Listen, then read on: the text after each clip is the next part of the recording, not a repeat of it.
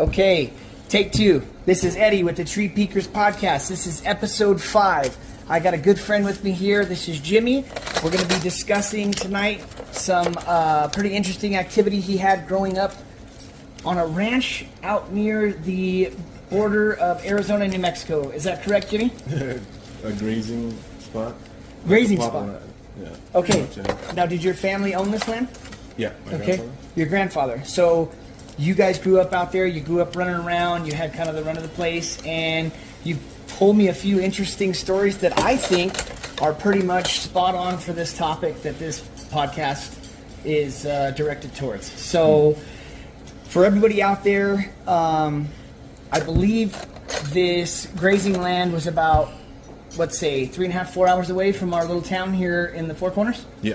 Okay, so tell me what you remember.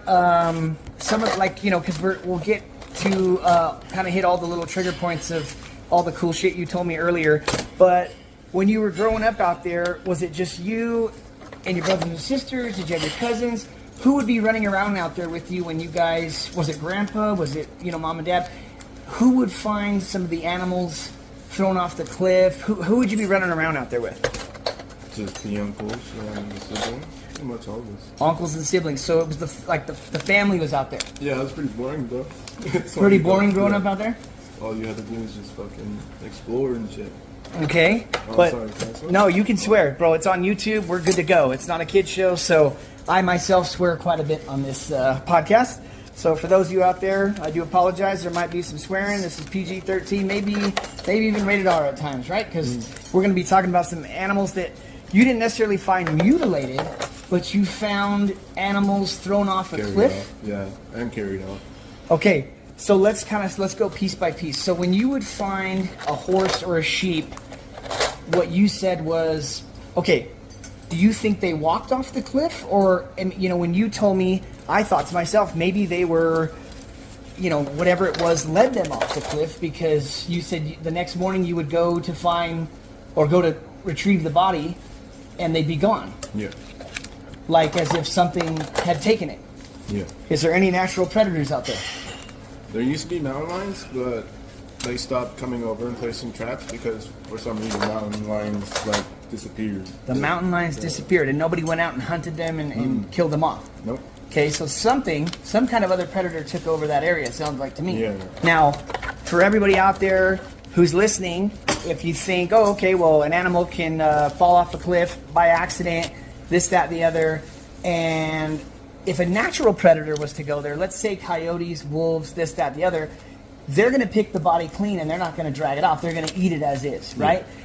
Tell me what you told me. What would you find around where the body should have been after you would go and check when you knew the animal had fallen off the cliff or been let off the cliff is kind of how I interpreted it. Because did this happen multiple times? Yeah. More than once? Yeah. Okay. We had a lot of sheep. A lot of sheep? Yeah. Did you even mention to me that a horse had been let off? Yeah. More than one? No. Just one horse? Yeah. Okay. But even a horse had been drug off? Yeah. Okay. I mean, if it was dragged off, there would have been like imprints of it, but this shit was picked up and carried. Okay, and you know it was picked up and carried off, and what would you find around, tell me, because this is the exciting part, what would you find around where the body should have been? 3 different sets of prints. I mean, one of them was like a small ass one too. So, like, so 3 different sets of footprints, you mean? Yeah. Right? Okay, so we're talking, there's 3 different ones, so we're talking maybe a family unit? Yeah. Okay. Do these footprints look like bear? Do they look human? What would your interpretation of these footprints look like? Big ass square feet, bro. Big ass square feet. Toe imprints? Okay. Bigger than your feet? Bigger than your footprint? Because you're a big guy, right? So I'm a size 10. What size of foot are you? 11 and a half. 11 and a half. And these so even the juvenile, was the juvenile bigger than your footprint? Yeah. So even the smallest footprint was bigger than an 11 and a half. Not at the current moment, but like right. I was a kid. Like, but it was still bigger than your footprint as a kid running around out there. Okay. But then there's that one bigger one that was bigger than mine, but there was 2 different sets bigger than that one. So we're talking 2 adults, 1 juvenile. Yeah. Okay, so obviously to me this sounds like a family unit, maybe a male, female, and the offspring, right? Okay. Ever hear, and maybe you didn't have to personally, but You got any family, uncles, grandpa, anybody ever hear anything, any howling, screaming, anything like that?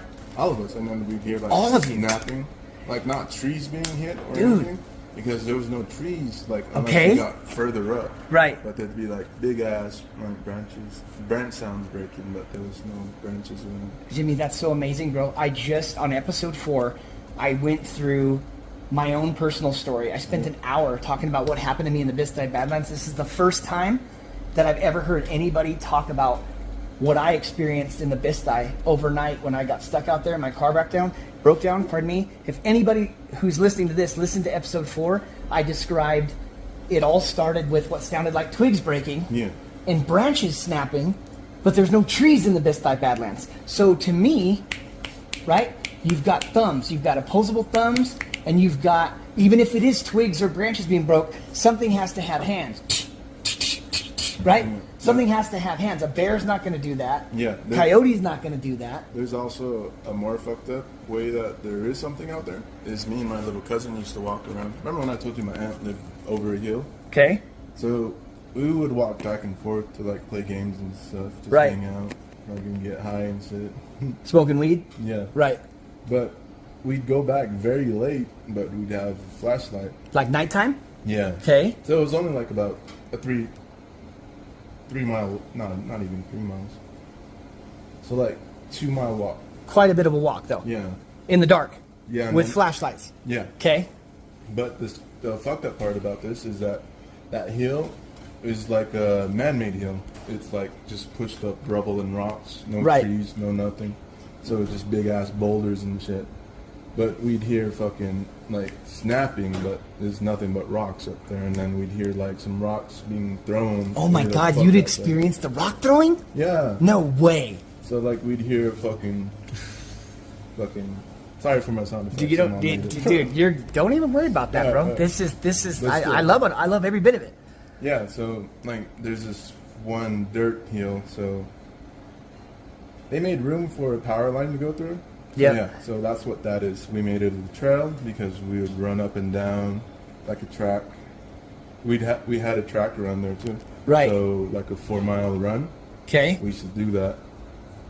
But yeah, it's a man-made one. It's bare, but there's rocks on the side, no trees, no nothing. They would throw shit like that. And it was scary at night too, but we never So- told anyone. We just didn't mind it, go back and forth. So, you know what's amazing about a lot of these Sasquatch or Bigfoot encounters? It doesn't seem like they ever want to hurt anybody, but They like to fuck with they you. like to fuck with you. Like that night, from my story, I even think they had something to do with my car not being able to start. You know what I'm saying? Like, dude, my car couldn't, like we got back from the hike and my car wouldn't turn over. Should have been nothing wrong with this vehicle. You know what I'm saying? Never had a problem before, never had a problem since, back 20 years ago, right? This little vehicle I had out of high school. And the twig snapping or the finger popping, whatever the fuck they were doing, dude, the growling, I've never heard any low guttural growling like that in my life from before then or after then, since then.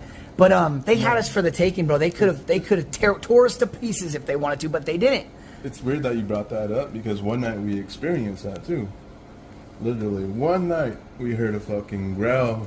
Like, we remember the bouldings. There's like 4 main ones. There's like 4 points. Yep. Like I said, I can take you out there and show you all of this. I don't know if they fucked with it or like messed everything up, but there was like 4 big boulders up there. Right. And we'd sit on it, jump around, play up there. Like I said, we were kids. Of We'd course. mess around, Right. fucking boring, nothing to do. It's all good. So those 4 boulders, I remember it being up top. As soon as we got to the top, there's nothing around that because it's like a big circle, like no rocks, no nothing, unless we walk across. Because we used to do that a lot too. We used to walk around along the vein, Right. and we'd like just pick up shit, come back, fucking play.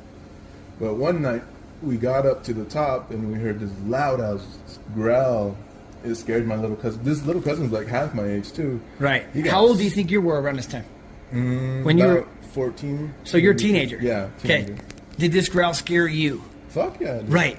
Right. It's like a growl like you've never heard in your life, right? Yep, never. Like never in my life. the way I describe it is like, have you ever heard like a crocodile or an alligator, like when it like opens its jaw and it's like has that bubble to it, Yeah. whatever the fuck that is?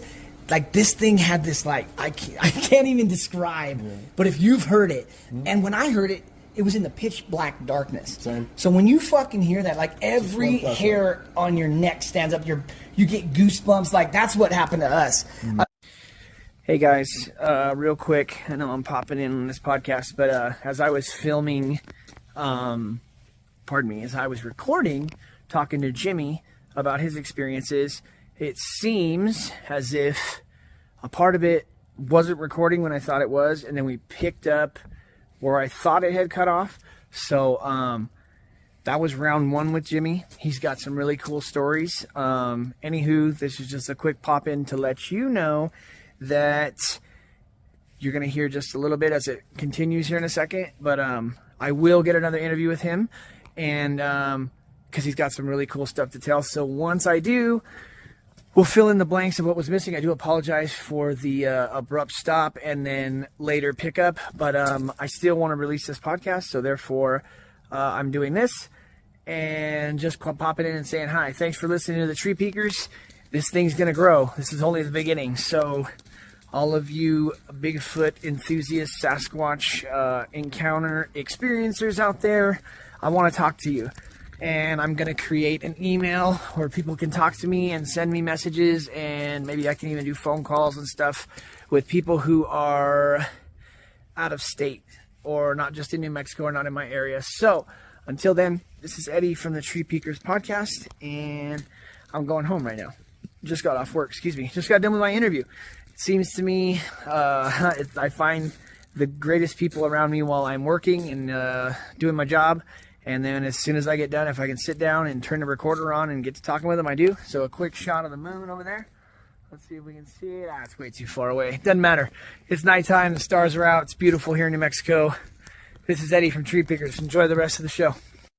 All right, so you're saying one of the juvenile footprint looked deformed. Do you think that it had something to do with the uranium mine? Yeah, most definitely. Right. That's uranium. Because if you're exposed to that shit while you're in utero, you can have deformities, abnormalities and stuff, right? Mm-hmm. Okay, the rock throwing, the growling, the snapping of twigs, all that kind of stuff. The howling, what kind of, you've heard the screaming, you've heard the howling. Would you hear it more like at nighttime? Would you hear it was nighttime? Yeah. They seem to be more active at night. That's when we got fucked with in the Bisti. Like we ran around the Bisti all day that day. We were out there from about noon till sunset, and we had nothing went, awry, nothing was different. But that night was the most terrifying night I've ever experienced, hiking or camping or whatever, So you told me that you would be interested in taking me out that way. And do you think if we went out there, there would still be some sort of interaction with whatever's going on out there? Most likely. Right. Yeah, but for sure, I could take you out there. Well, if we do that, we can film some stuff and then create like a little episode out of it, little like half-hour to an hour episode where I can piece it all together, and I look forward to that. That sounds like amazing. I haven't been back then for like Nora, are you good? 11 years, bro. Are you good? Are you closer? It's crazy. Okay. All right. So would you ever hear Grandpa or the uncles or anybody talk about like telling you guys not to go outside at night or any like stories of lore from that they knew about what was going on out there? Did anybody in the family ever talk about it? No. Bro. Like, that's the thing. This is a good question about it. No, I don't think they've experienced any of this, but to this day, I think they do, but they kind of keep to themselves about it. They never told us to not go outside or anything like that, but we weren't told not to go outside late at night. But yeah. For some reason, I was an exception, which is a good thing. So, yeah. But, yeah. So, no, I don't think so. They never brought up anything about that, not to go outside, not to play outside. Did it happen like the whole time you were growing up? Did you have like little experiences like this, or did it start at a certain time, or were they always around? No, they were always around. Okay, they were always around. Now, you told me earlier about finding rock piles. Yeah. So, like, every time we would walk up to the... Like I told you, we lived, like, at a little peak of the vein. So, we have a To the beautiful mountains? Yeah. Okay. So, we have a path that goes up to the top of that one, and it continues. So, like, midway through, there are some... natural stacked rocks, which is pretty cool, to be honest. But you know that But then it's natural though. Yeah, but then out there are different shapes, sizes, of stones. Yeah, right. Like they're not all the same one. It's different. So back there we found like stacks of different rocks just placed there. So there'd be like 3 or 4 in like one certain way, and then at the top we found another one, just newly made because we. Because you guys were always we'd always in that area running around, fucking around as kids and whatnot. Yeah. So one day we found another stack of rocks at the very top too, because that's the main place we go to hike up and go fuck around for the day or whatever. And go back down. How long? Okay, so from the homestead or wherever you guys would home base, how long of a hike is this to get to the top of where? Like, is it off the beaten path? Does it take an hour? Does it take 10 minutes? It's far. It's like a 4-mile hike, to be honest. But this terrain. So this isn't one of your. So it's like vertical. Yeah, it's vertical. Like it goes up. So it's not easy to get up there. Yeah, it's not easy. So cousins from down the street aren't going to go up there and put some fucking rock piles up there. Yeah, so about 15 to 20 minutes is the longest it'll take. Okay. There is some climbing though, to be honest. So there's some climbing, and it's not easy to get up there, and nobody's just going to go up there and fucking build a rock pile. It's private property, right? So there's not just somebody who pulls over and goes up for a day hike up there. This is a pathway and an area you guys are familiar with, so it's out of the ordinary when you go up there and you see these new rock piles. That's weird though, but there used to be some hunters that used to go up there, but I guess the rangers stopped them from going up because we had like I don't know how to explain my family out there. It's weird, right? Like I've never asked questions, and I'm like, oh, they're related, so life was just life to me. So that's cool. Nothing was very important, to be honest, to this day, but still. But yeah. But you guys wouldn't just. But the main point is you guys wouldn't have strangers out there, and if you did, it obviously somebody reported them, and the rangers went out there and took care of it. Yeah. Like you didn't just have Joe Schmo out there for the day hiking around who's going to be putting rock piles out there every other day. Yeah. So these were out of the ordinary, and were they like, how many piles would you find? Did you find this like just one time, or would you find that, was it like on different occasions that you found them? Different occasions. So this happened more than once? Yeah, there'd be a new one popping up. But so you'd go back to the same area and there'd be a new one? Yeah, there'd be a new one. Not in the same location. Different, in a different location. Yeah, like I said, it's a vein, so it'd go like from one section to the other. Yeah. Sometimes you'd find like 3 or 4 stacked up in one area. How high would they be? 3 feet, 4 feet? No, not 3, 4 feet. It'd be like 6 big boulders stacked up, and you couldn't find these unless, like you said, if you journey further back of the vein, you'd find different ones. Because this area that I'm talking about is completely sand. It's sand rock. So these rocks were brought from somewhere else. Yeah. And stacked up on. So they had to hike up there and stack these themselves. They had to bring them from somewhere else. Yeah. That's pretty cool. Because in my mind, I was first imagining maybe they just picked them up from that little area and stacked them there. But it was like something they planned out. That's pretty neat. Yeah, and these boulders are big enough. Like I said, we're kids. Like, what? We didn't have any interest in stacking up rocks. Right. It wasn't you guys doing it. Right. No. But there is like a rockier part of the sandy spot I told you about. Yeah.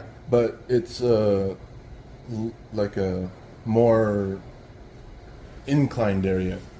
We had to go all the way around one section just to go from there to there. Incline, but like a harder hike? Yeah. Much harder to get there. Yeah, much harder hike, yeah. Okay. So basically, where you're finding this shit, it's not easy to get there. No, it's not. Okay. But, where was I? You were telling me about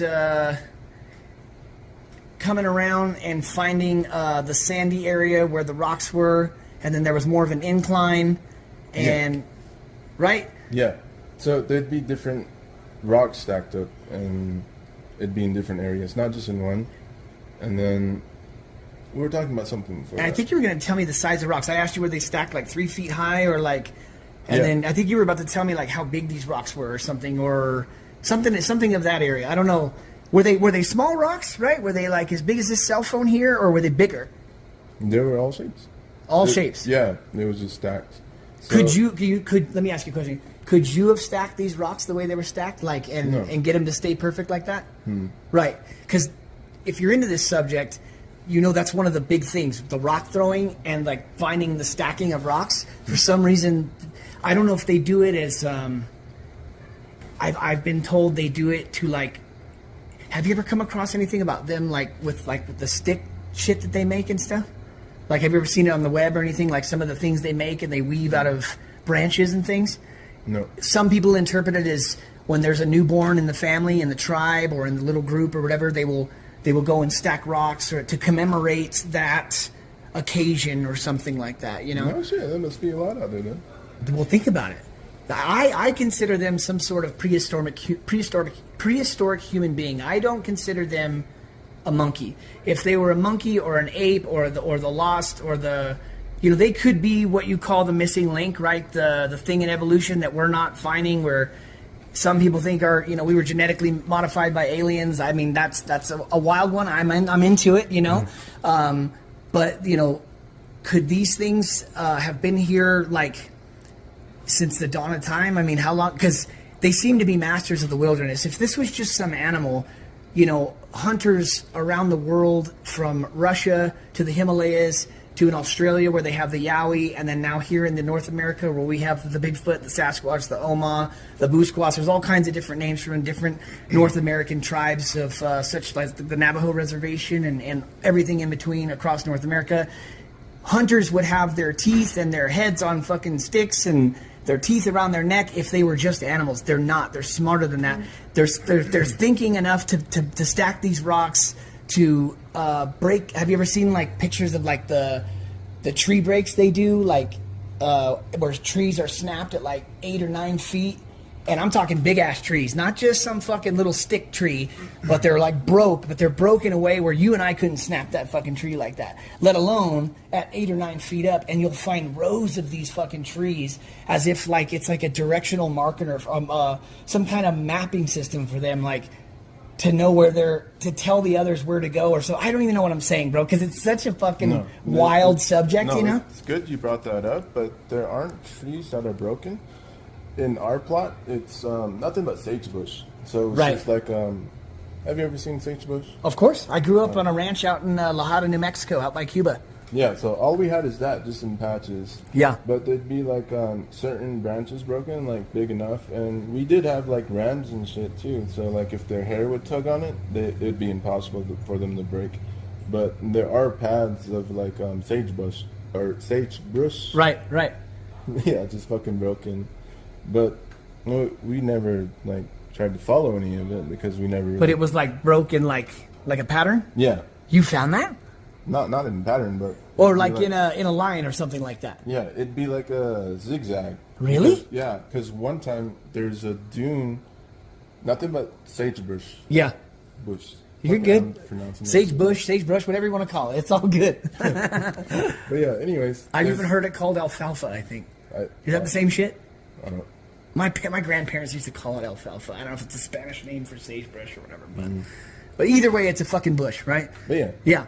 And like I said, it's nothing but like fucking desert most areas too. Right. So it's just sand, and there'd be like 2 dunes full of sand, some sagebrush just growing on it. Mm-hmm. But there'd be like patterns of it going back and forth, and just one way over it. You found this too? See, this is new to me. You never told me about this. This is why I wanted to talk to you, because I wanted to pick your brain, because everything you'd already told me is like grade A Bigfoot material, right? Yeah. You're telling me you've heard the screams, you've heard the growls, you've heard the snapping of twigs. Dude, at the very end of my experience, you described something like sounding like a tree being broken in half. I heard the same thing, and there's no fucking trees in the Vista Badlands. You know what I'm saying? Yeah. Like, I don't know if your family or anybody, friends or anybody you've talked to, or if you've looked on the net, have you seen like how a lot of these Bigfoot encounters, one minute they're there, the next minute they're gone? Like, there's like a lot of these supernatural qualities to them as well. Yeah. Like, that's why I call the podcast the Tree Peekers Podcast, because I've been told to my face numerous stories from the Navajo Reservation, or right here from Fruitland all the way to the Navajo Dam, where people will feel like they're being watched, and they look around, they kind of scan the area, and then there's one peeking out behind the tree. And then when they go to look, like, what the fuck was that? You know, and they walk over there, they're gone. You know what I mean? Or they'll find footprints, right? There'll be footprints, and then all of a sudden they just stop, and they're gone.